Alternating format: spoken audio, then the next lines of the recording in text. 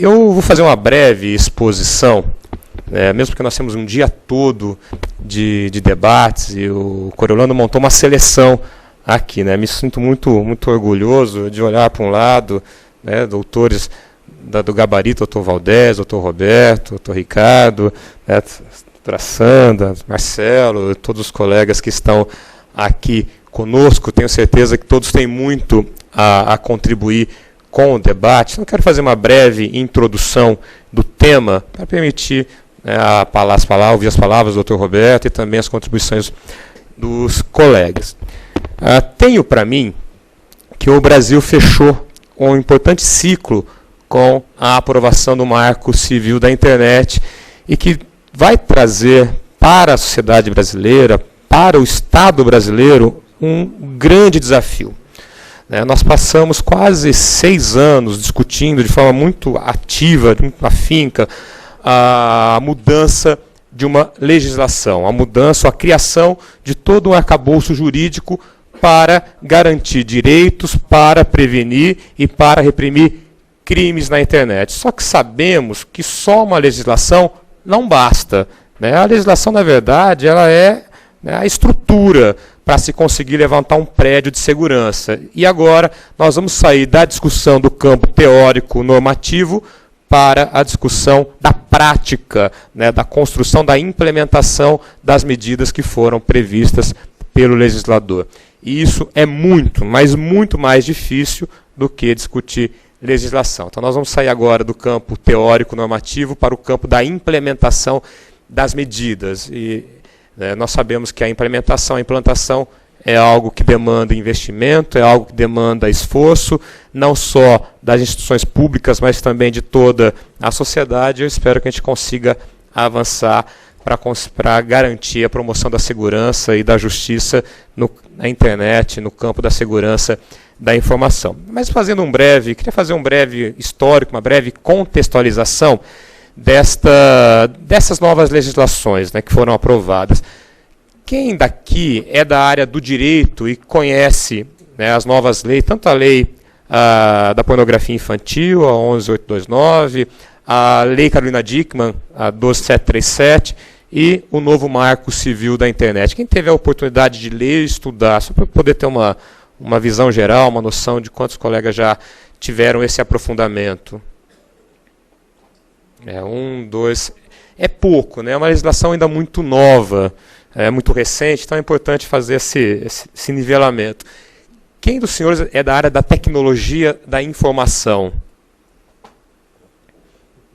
10, 15%. E esse é um complicador trabalhar direito eletrônico, que ele anda junto, se mistura com tecnologia. É importante, é imprescindível que o operador do direito tenha, ao mínimo, noções de tecnologia para não ser um perito, não se espera de um advogado, não se espera de um juiz, de um delegado, de um promotor que seja perito em tecnologia da informação, mas que tenha noções para poder dialogar com essas outras áreas. Então, foi um complicador durante as discussões dessas novas legislações e, com certeza, será um desafio para o operador do direito ter esse conhecimento nivelado. Então, vou voltar um pouquinho na história para poder entender como surgiram essas leis e como é que ela vai impactar na nossa atividade. Por volta de 2007, 2008, a Polícia Federal atuava na internet com um foco muito claro, muito específico. A nossa prioridade naquele momento era combater a pornografia infantil na internet. Então, nós desenvolvimos algumas operações, muitas delas em cooperação com outros países que já tinham a tecnologia que conseguia detectar, identificar computadores ou máquinas que estavam distribuindo a pornografia infantil na rede.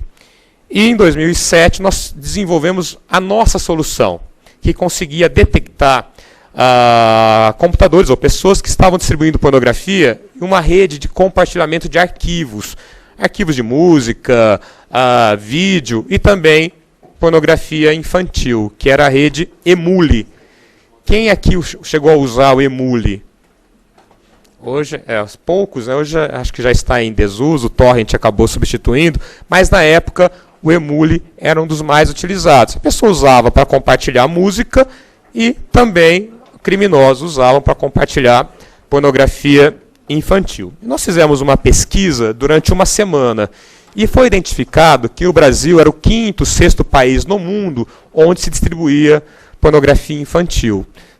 E tem um dado que é relevante, que é onde se distribui pornografia infantil, se consome. E onde se distribui, se consome, se produz. E onde se produz, tem uma criança sendo violentada, abusada, e essa criança vai levar essa violência para toda a vida. Que no vídeo, acho que quase ninguém teve a oportunidade aqui de ver, espero que não tenha a oportunidade de ver, são cenas chocantes, porque você vê uma criancinha de 1, 2, 3 anos sendo dopada, sendo anestesiada, e depois que ela entra em um estado já de tranquilidade, ela está dopada, ela é abusada, e abusada de várias formas, com objetos, enfim, é uma cena muito triste, muito dantesca, e que aquela lesão vai levar, aquela violência vai acompanhar a formação dessa criança durante toda a sua existência. Então é uma situação muito, muito crítica, muito complicada, e a gente identificou naquele momento que esse era o problema que nós teríamos que combater na internet. Fizemos a pesquisa e em uma semana encontramos 3.300, 3.400 computadores distribuindo grande quantidade. Não era um vídeo, não eram 2 vídeos, 3, 4, não, era 5 a mais, e vídeo de tempo, de meia hora, 1 hora de conteúdo pornográfico. E não era de jovem. Como é que você sabe que era menor de idade, que não era maior? Porque a gente fez um corte e não selecionamos os adolescentes. Que adolescente podia confundir, 17, 18, 19, não. Nós selecionamos crianças, onde não havia dúvida nenhuma que era menor de 18 anos sendo abusado. Fizemos uma pesquisa, 3.300 computadores IPs, né, que a gente conseguiu identificar, IP único, através de uma série de algoritmos que identificavam que era um IP único, que era um computador único, e resolvemos fazer uma operação internacional em parceria com a Interpol. A Polícia Federal representa a Interpol no Brasil. Quando mandamos as informações para a Interpol, nós demos um prazo de 3 a 4 meses para todo mundo deflagrar junto. A gente queria fazer uma operação conjugada, articulada em todos os países que a gente conseguiu desenvolver. Inglaterra, Israel, Estados Unidos, França, Itália. Então, países que têm uma relação mais próxima de cooperação com o Brasil. Mandamos as requisições de informação para as operadoras no Brasil. O que a gente queria saber? O terminal telefônico vinculado àquele IP e o endereço de instalação daquele terminal. Porque com essa informação do endereço, eu poderia apresentar para uma busca e apreensão, concedido o mandado, ir ao local, buscar o computador utilizado para distribuir aquele material pornográfico, identificar através de uma perícia quem estava usando aquele computador naquela data e naquela hora da distribuição e prosseguir com a investigação desse fato. O que aconteceu quando nós mandamos para as operadoras, isso em 2007? As operadoras, depois de 1 a 2 meses, nos responderam que ela entendia que aquela informação, né, do terminal vinculado ao IP que estava distribuindo pornografia infantil era uma informação reservada por sigilo constitucional e de reserva de jurisdição, que só um juiz poderia conceder a autorização para a transferência dessa informação à autoridade policial. E aí não nos mandou a informação. Passado, né, quase 2 a 3 meses de demora para conceder essa informação. Nisso nós já avisamos a Interpol. Falou, olha, nós não vamos conseguir fazer no Brasil a operação conjunta, porque lá em 2 meses eles já tinham tudo pronto, no exterior já estava tudo pronto, já com os endereços para fazer a busca e apreensão. E aqui a gente não tinha conseguido receber ainda nem as informações das operadoras. E nós sabemos que crimes na internet se investigam com velocidade. 2, 3 meses depois, a chance de se encontrar o criminoso ela vai caindo. E passado 4, 5 meses, ela chega quase a 0. Crime se investiga rapidamente. 6 meses depois de um crime na internet, a chance de se encontrar o autor é 0. A não ser que seja um crime continuado, a não ser que seja uma quadrilha que permaneça em atuação. Se ela parar, a chance é 0. Então, nós temos que ter essa realidade que crime se investiga de forma muito rápida. Passados 2 a 3 meses, vieram as informações que as empresas elas só iam repassar com a judicial. Representamos a Justiça no Distrito Federal e concedido, então, a quebra de 300 e poucos números IPs e mandamos para as operadoras. A principal operadora do país, que era responsável por quase metade das informações que nós tínhamos, ela nos respondeu de uma forma padrão depois também de alguns meses. Porque após intensas e complexas pesquisas, ela não tinha informação para passar. Porque ela se havia autorregulamentado que não ia guardar nenhum tipo de log, nenhum tipo de acesso à internet. E que na época vigia o entendimento no país que não precisava de lei na internet, que a autorregulamentação iria suprir. Que as empresas se juntar, se autorregulamentar, e assim seria. E assim era feito até 2007. Então metade não nos passou. Outra grande operadora informou, tinha os logs, e mandou para a gente todo o extrato, né, do registro de conexão. E quando a gente foi conferir o extrato, estava errado. Ela errou a consulta. Ao invés de ser do terminal A, o acesso da casa tal vinculado ao Coriolano, ela mandou que era do terminal B, instalado na casa B do Ricardo. O que aconteceu?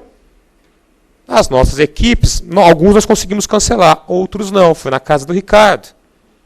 Sendo que o responsável era na casa do Coriolano.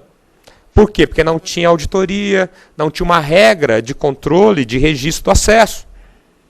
Então, quando a gente fez essa operação, a gente conseguiu fazer com 108 mandados de busca, dos 330 caiu para 108, ou seja, né, só 30 e poucos % do nosso objetivo inicial, se os outros 200 foram arquivadas, as investigações que sem informação não prossegue. Quando a gente fez a operação, o Senado abriu uma CPI, a CPI da pedofilia, que foi instalada no comecinho de 2008. E nós fomos os primeiros a ser ouvidos na CPI. Na primeira audiência pública da CPI, o senador Magno Malta então perguntou e pediu para relatar como que foi a operação. E foi relatada essa circunstância. Falei, senador, no Brasil nós não temos uma boa legislação. Primeiro, a área criminal só pune a distribuição. E há uma dúvida se a disponibilização é distribuição, que distribuir indica um ato positivo, disponibilizar indica um ato negativo, passivo de você colocar à disposição. Em direito penal tem que ser muito preto no branco, né, pela legalidade estrita. Distribuir é diferente de disponibilizar. E quando não emule havia a disponibilização, não a distribuição. Então precisava mudar a legislação. E outra coisa, não criminalizava a posse. E nós sabemos que provar a distribuição é muito difícil, mas provar a posse é muito mais fácil. Você chega na casa da pessoa, faz a apreensão e encontra material lá armazenado, armazenar ou possuir. Se você criminalizar a posse, você vai evitar a prática de outros crimes mais graves. Então você usa o direito penal como prevenção, antecipando o momento consumativo do delito. Então, criminalizar a posse. E, além do mais, não havia legislação nenhuma que regulamentava a guarda e o fornecimento dos logs, o registro de acesso à internet. O senador montou um grupo de trabalho e a gente começou a elaborar uma série, foram 3 anos de CPI, onde foram feitos quase 10 projetos de lei, não me falha a memória, 9 ou 10 projetos de lei, regulamentando uma série de questões na internet. O primeiro foi que transformou na Lei 11.829, que criminalizou algumas condutas relativas à pornografia infantil, criminalizou a venda, criminalizou a distribuição, criminalizou a posse e criminalizou a aquisição, a compra e o aliciamento de criança. Então, o Brasil hoje possui uma legislação muito boa no combate à pornografia infantil. E fizemos um outro projeto, que é o PLS 494/2008, que regulamentava a guarda de log e a transferência dessas informações para as autoridades em caso de investigação criminal. Nesse momento, havia no Congresso um outro projeto, que estava tramitando no Senado, um projeto de 99, que era 84/99. E quando o tema internet, pornografia infantil na internet, ganhou a pauta no parlamento, esse projeto voltou a tramitar, que é o projeto 84/99. E quem era então relator desse projeto no Senado era o senador Eduardo Azeredo.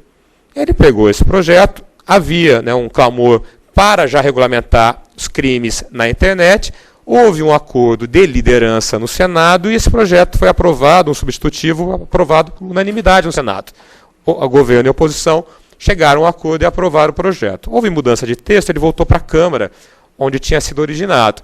E quando ele chegou na Câmara, uma grande parcela de ativistas sociais, movimentos sociais, enxergou nesse projeto um risco à criminalização de condutas comuns na internet, como o compartilhamento de música, na época era o desbloqueio de celular, e enxergava que aquele projeto ia criminalizar esse tipo de conduta. Apesar de não ter um consenso que se permitia esse tipo de conduta que não era desejada, o projeto acabou sendo contaminado por esse debate e foi apelidado de AI-5 digital. Então, quem acompanhou essa discussão teve esse contato. O projeto foi apelidado de AI-5 digital e quando ele foi vinculado a um resquício do nosso regime de exceção, esse projeto perdeu toda a sua sustentação política de avançar. E aí começou-se uma discussão no parlamento, na Câmara, sobre a necessidade de, antes discutir um marco penal, uma nova lei de crimes cibernéticos, haveria a necessidade de se discutir um marco civil, que antes de discutir pena e crime, se deveria regulamentar direitos e obrigações de natureza civil. E essa tese ganhou força, então o marco penal foi abandonado e iniciou-se então uma discussão do marco civil. E o marco civil ele focava, ele era centralizado na guarda de logs, no seu nascedouro, porque uma parte grande da sociedade não queria que houvesse guarda de logs, sob o receio, o medo de um Estado totalitário ter acesso ao nosso dia a dia, à nossa navegação na internet. Então, a ideia era se proibir totalmente a guarda de log, tanto de acesso à conexão à internet, o IP ao terminal telefônico, como o acesso à aplicação, ou seja, o IP e um serviço como o Google, Facebook, na época era o Orkut, né, era Google, Facebook, serviços de e-mail, Hotmail, enfim, acesso à aplicação. E iniciou-se um grande debate, isso era 2009, sobre a guarda de logs na internet, e o projeto de criminalização de algumas condutas ficou meio que no segundo momento. O projeto Marco Civil foi evoluindo, várias tratativas e negociações para chegar ao meio termo, a área de segurança pública indicando a necessidade da guarda de log, de ter informação para poder investigar, os ativistas entendendo que a guarda de log era um risco à nossa privacidade e à nossa intimidade, a gente tentando encontrar um meio termo, e a lei de crime cibernético ficou ali no segundo momento. Só que em 2011 aconteceu um fenômeno que voltou à pauta a necessidade de criminalizar algumas condutas na internet. Então, faço um parênteses. Havia uma discussão sobre a necessidade de trazer novos tipos penais em decorrência do avanço da tecnologia. E nós defendíamos na época que não havia necessidade de reformar o Código Penal por conta da internet. Quais os crimes que aconteciam na internet que precisariam ser criminalizados? A gente, num debate, o pessoal xingou um outro na internet. Olha, crime contra a honra é crime contra a honra. Se acontece na internet ou fora da internet, não muda a natureza da ofensa. Se for imputação de crime, é uma calúnia. Nossa, o senhor tem 30 minutos. For uma calúnia, é uma calúnia. Se for uma difamação, ofendeu a honra subjetiva, é uma injúria. Se ofendeu a honra objetiva, é difamação, de forma muito bruta, muito simples. Então, crime contra a honra é crime contra a honra. Não precisa mudar a lei para criminalizar esse tipo de conduta. A pessoa ofereceu um produto na internet e não entregou. Olha, oferecer, receber, não entregar é estelionato, um 71 na internet ou fora. Não precisa... a pessoa mandou um e-mail, colocou no Facebook que ia matar alguém. É o caso do ministro Joaquim Barbosa. Pode ser assemelhado. Olha, ameaça é ameaça. Se é num chat, se é num e-mail, se é num auditório, precisa. Então, qual o tipo de conduta que precisaria ser criminalizada, que a gente não encontrava, que causa lesão, né? Um crime tem que causar lesão, Se não tiver lesão, não tem bem jurídico a ser protegido, tem que ter um bem jurídico. Qual é a conduta que coloque em risco um bem jurídico? E esse debate durou quase 10 anos para discutir o bem jurídico. Qual é o novo bem jurídico que nós temos na sociedade da informação? E que não existia no passado da forma que nós temos hoje? O bem jurídico é a própria informação. A informação tem valor hoje? Tem. Tem valor para a empresa, tem valor para o cidadão, tem valor para o Estado. Eu não quero que as pessoas entrem no meu computador, peguem as minhas conversas, peguem as minhas fotos, peguem tudo que eu tenho no meu computador e exponham. Eu quero que ela fique, né, de forma confidencial. Eu não quero que a pessoa entre na minha empresa, pegue toda a minha estratégia de negócio e exponha. Eu não quero que as pessoas entrem no computador do Estado, peguem as informações públicas que nós temos lá dentro e exponham. Eu não quero que destrua também essas informações que eu levei anos para construir. Ou seja, a informação passou a ser um ativo. E o Código Penal protegia a informação? Não da forma que a gente entendia. Por quê? O Código previa a destruição de uma coisa. Né? Dano, destruir, inutilizar, deteriorar coisa. Informação é coisa? Não, coisa é coisa. Coisa material, né? Corpórea. E a informação está dentro lá? Não. Então o cabeção entrava, destruía. Né? Não dá, porque não dá para usar analogia no direito penal. A informação é uma coisa. É parecida com uma coisa. É quase igual a uma coisa. Dá para usar? Não, não dá. E outro bem jurídico, né, relativo à informação, a disponibilidade. Hoje, cada vez mais, as pessoas dependem do consumo de serviços prestados através de computadores. Quem aqui usa o processo judicial eletrônico? Quem busca informação na internet, no Tribunal de Justiça, para acompanhar o processo? Quem agenda passaporte no site da Polícia Federal? Quem consome informação prestada por serviço público, pelo Estado? Todo mundo.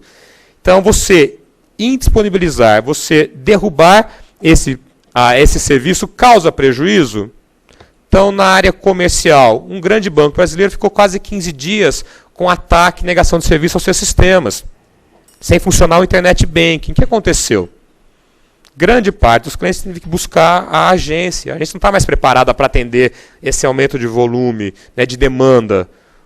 Trouxe problemas. As pessoas não conseguiam mais acessar a Internet Banking, fazer pagamento, não conseguia fazer transação e teve que voltar à agência que não deu conta.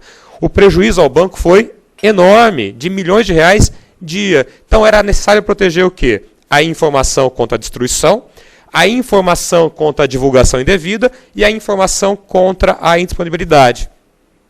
E aí, em 2011, houve um movimento do LUSEC, ligado ao Anonymous, de forma muito rápida, que, a partir de um ataque internacional em retaliação à ação contra o Wikileaks, resolveram atacar no exterior o Grupo Anonymous, dentro do movimento LUSEC, que é uma derivação, atacar vários sites e várias agências de governo e Estado.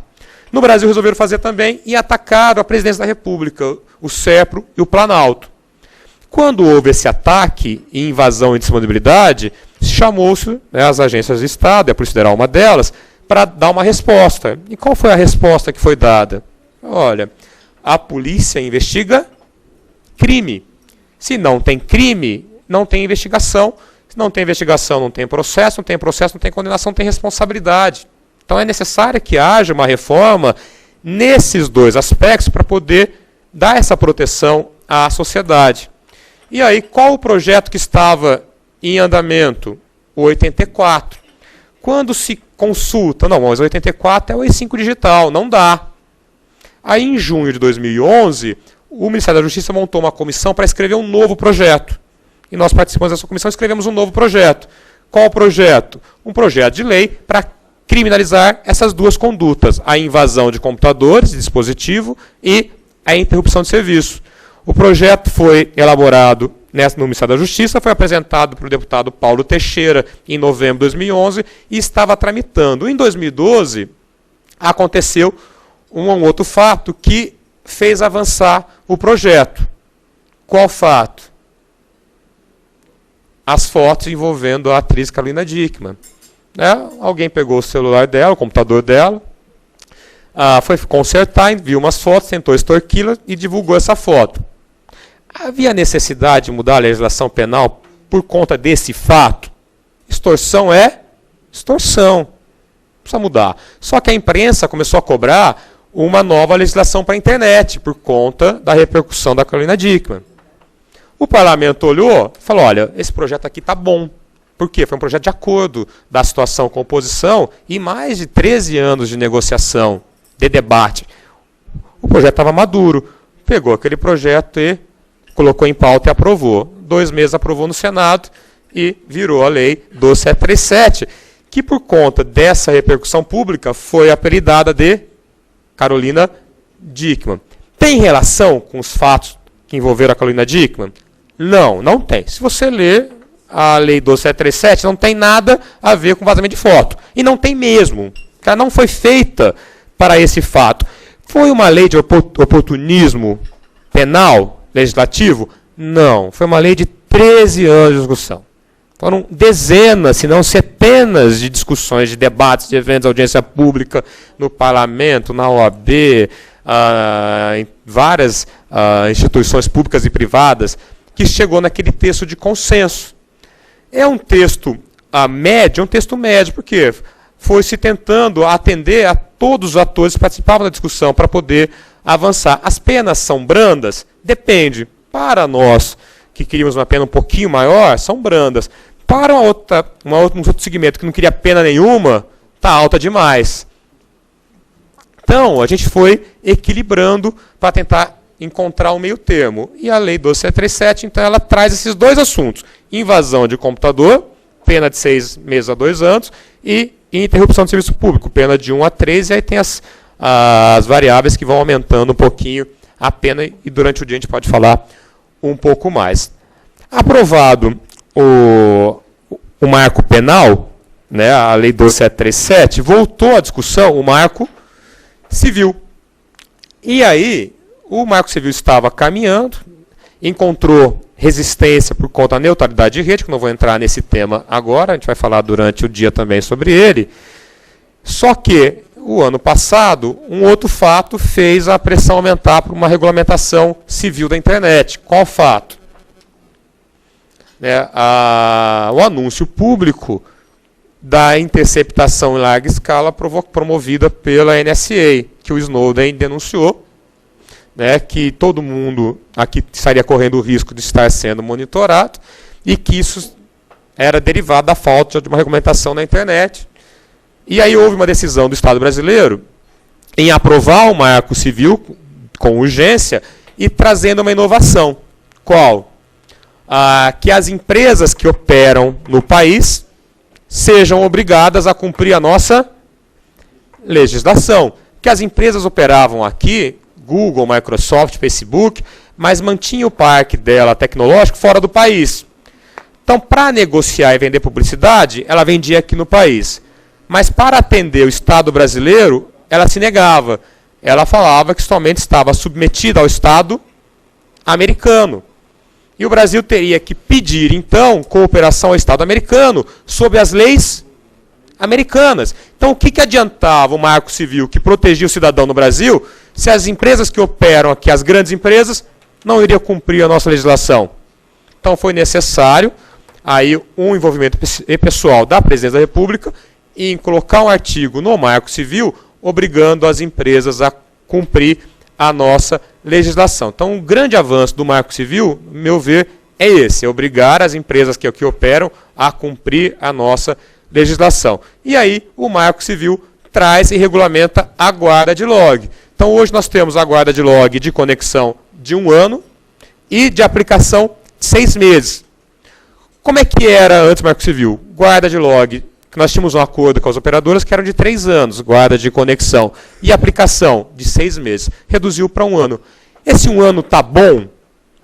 Eu não sei. Depende. Quanto tempo você demora para ficar sabendo a ocorrência de um crime? Não sei. Depende se a vítima anunciar rápido. Depende da investigação, se ela evolui rápido. 1 ano foi um tempo que a gente conseguiu chegar nesse acordo entre os vários atores. A gente queria 3, um segmento não queria nenhum. Ficou 6 meses, depois evoluiu para 1 ano. E aplicação 6 meses. Nós vamos testar. Se for pouco, a sociedade vai ser chamada a discutir para aumentar, se for muito, chamada a reduzir. Então, hoje nós temos esse cenário. Nós temos uma lei que criminaliza a pornografia infantil e trata de uma forma muito profunda o assunto. Temos uma lei que adequou a legislação penal à sociedade da informação. Há muita crítica? Há. Né? E é até interessante ouvir também a opinião de todos, para a gente poder, de repente, até aperfeiçoar o texto. Mas, na nossa visão, é um texto que atende à necessidade de investigação e persecução. E agora, ao Marco Civil da Internet, que é uma lei nova, é uma lei complexa, ela traz uma série de inovações e que o mundo jurídico vai ter que se debruçar para encontrar da lei a sua melhor doutrina. Mas o importante é isso. Hoje acho que nós evoluímos no campo normativo e agora nós vamos para a área mais difícil, que é implantar. Como fazer cumprir a lei, tanto no aspecto penal como no aspecto civil. E é isso que a gente vai deixar agora aberta a discussão, como é que a gente vai aplicar da melhor forma esse novo direito, que é novo para a gente que já trabalha na área e é ainda mais novo para quem está chegando agora. A gente vai ter, com certeza, muitos anos de debate, muitos anos de discussão para conseguir criar a nossa doutrina.